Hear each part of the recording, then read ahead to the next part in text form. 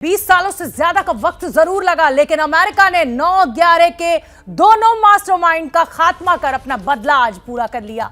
2011 में ओसामा के अंत के बाद से ही अमेरिका को अल जवाहिरी की तलाश थी। ये दो तस्वीरें आप देखिए, लेकिन वो अल जवाहिरी का सुराग नहीं लगा पा रहा था। आखिरकार 10 सालों से भी ज्यादा वक्त तक कोशिश के बाद अमेरिका को अल जवाहिरी का सुराग लगा। सटीक निशाने से अल जवाहिरी अपने घर में बैठे बैठे ही ढेर हो गया।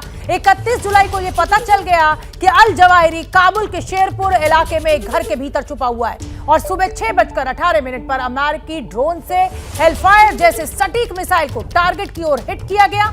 अब समझिए कि अमेरिका को जवाहिरी के इस घर में होने का सुराग आखिर मिला कैसे। पता चला कि जवाहिरी काबुल में अपने परिवार से मिलने आने वाला था।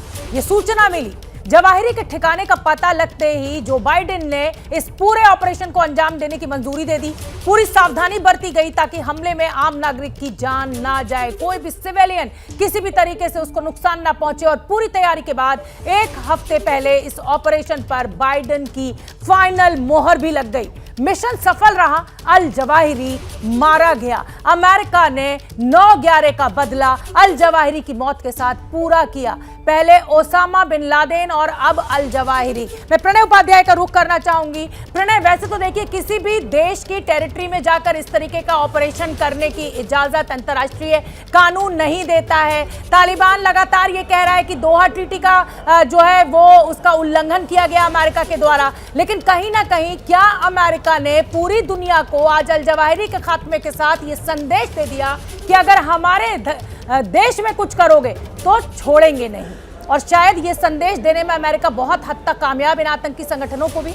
बिल्कुल शोभना, आपने लगभग वही बात कही जो आज सुबह अमेरिकी राष्ट्रपति जो बाइडेन ने भी कही। उन्होंने यही कहा कि अमेरिका के खिलाफ हथियार उठाने वालों को, अमेरिका के खिलाफ हमले को अंजाम देने वालों को ये सीधा संदेश है कि वो कहीं भी हों, अमेरिका उनको ढूंढ निकालेगा और उनके खिलाफ सख्त कार्रवाई करेगा। और जहां तक अफगानिस्तान में कार्रवाई का सवाल है, आपको याद होगा कि अमेरिका ने 9/11 के बाद भी जब अफगानिस्तान में कार्रवाई की थी, तब भी अमेरिका ने यही कहा था कि आतंकवादियों का कोई मुल्क नहीं होता और आतंकवादी अगर या तो तालिबान कार्रवाई करता, नहीं तो हम ओसामा बिन लादेन के खिलाफ कार्रवाई करेंगे। और यही वजह थी कि उसने अफगानिस्तान में कदम रखा था। यह बात है सन 2002 की। लेकिन उसके बाद 20 साल बाद जब 2021 में अमेरिका वहां से वापस लौटा तो भी यह कहते हुए लौटा था। और मैं आपको याद दिलाना चाहूंगा 16 अगस्त 2021 का वो भाषण अमेरिकी राष्ट्रपति जो बाइडेन का, जिसमें उन्होंने साफ कहा था कि अमेरिका के पास ओवर द होराइजन ऑपरेशन की कैपेबिलिटीज हैं और अगर जरूरत पड़ी तो हम अफगानिस्तान में भी इस तरीके की कार्रवाई को अंजाम देंगे। और 1 साल बाद अमेरिका ने आज इस चीज को साबित कर दिया कि उसके पास न केवल वो क्षमताएं हैं बल्कि वो इस तरीके के ऑपरेशन को अंजाम भी दे सकता है। और अल जवाहिरी के खात्मे के साथ इस पर मुहर लगा दी गई।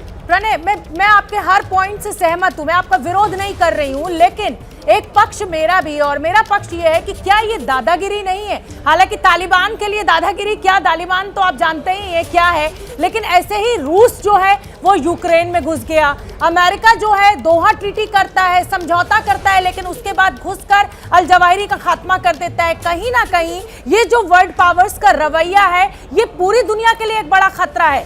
उसमें मैं चीन को भी शामिल करना चाहूंगी ताइवान मुद्दे पर। प्रणय शोभना, देखिए इसमें दो पैरेलल्स इस तरह से ड्रॉ इसलिए नहीं किए जा सकते क्योंकि तालिबान और अफगानिस्तान की स्थिति थोड़ी सी इस समय अलग है। क्योंकि तालिबान की सरकार को अमेरिका भी, जिसने उसके साथ डील की है दोहा में, वो भी ऑफिशियली रिकॉग्नाइज नहीं करता। इसलिए रिकॉग्नाइज नहीं करता है क्योंकि जो शर्तें रखी गई थी, यूनाइटेड नेशन सिक्योरिटी काउंसिल का रेजोल्यूशन है जिसके अंदर तालिबान को वो शर्तें पूरी करनी है जिससे कि वो वर्ल्ड कम्युनिटी या यूएन में जो उसकी पात्रता है उसके अनुसार वो काम कर सके ताकि उसका रिकॉग्निशन हो सके। भारत भी उसको रिकॉग्नाइज नहीं करता है। लेकिन अफगानिस्तान के साथ बहुत सारी ह्यूमैनिटेरियन एड के रिश्ते हैं, मानवीय सहायता अफगान लोगों को पहुंचाने की कार्रवाई होती है। अब आतंकियों का जहां तक सवाल है, चूंकि आतंकवाद की पनाहगाह अफगानिस्तान को नहीं बनना चाहिए और इस मामले के ऊपर दुनिया के लगभग सभी देशों का एका है। और यही वजह है कि अगर काबुल में एक रिहायशी इलाके के अंदर अयमन अल जवाहिरी, जो कि संयुक्त राष्ट्र सुरक्षा परिषद के द्वारा जो सैंक्शन लिस्ट है उसके अंदर एक मोस्ट वांटेड आतंकी है, अमेरिका का मोस्ट वांटेड आतंकी है, और वो अगर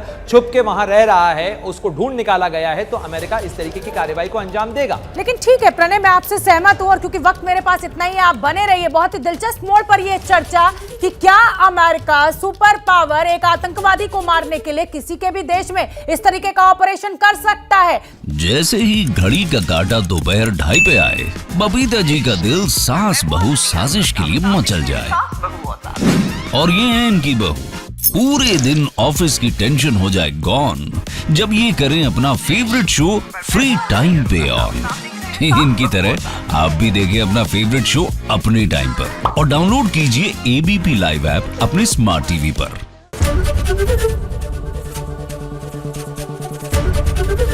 एबीपी न्यूज आपको रखे आगे।